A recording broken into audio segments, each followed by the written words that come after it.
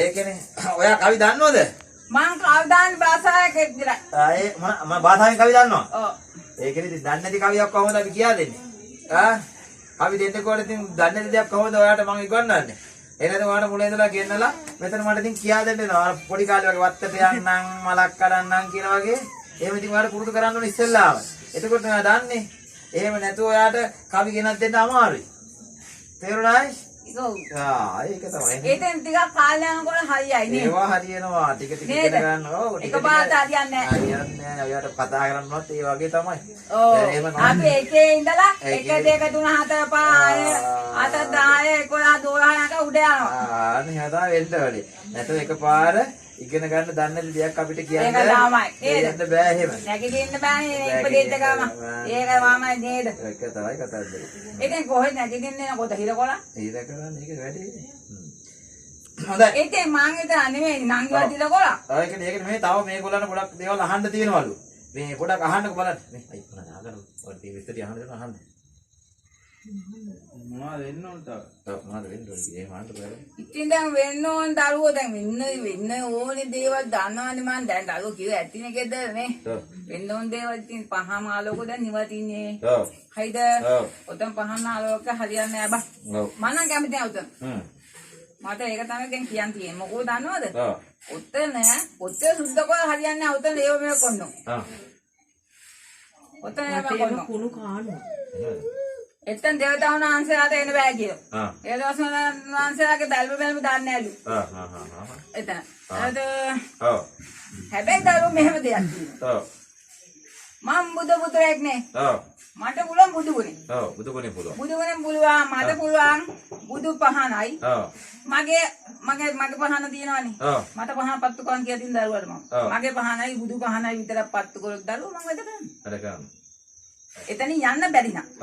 යම් කිසි කාලයකදී ස්ථානයක් තියෙනවද ගත්තට පස්සේ දේවතාවුන් වහන්සේට පහන් පත්තු කරනවා.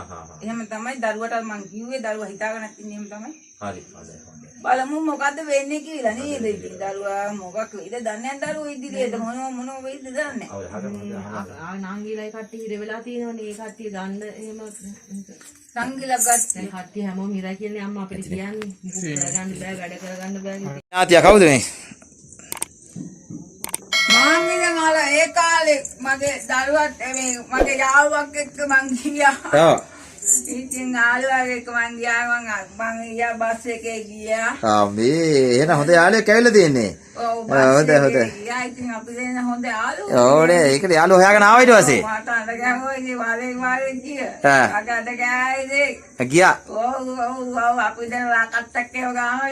ආවට සුපිරිනේ යානේ. ඒකනේ හොඳයි සතුටුයි.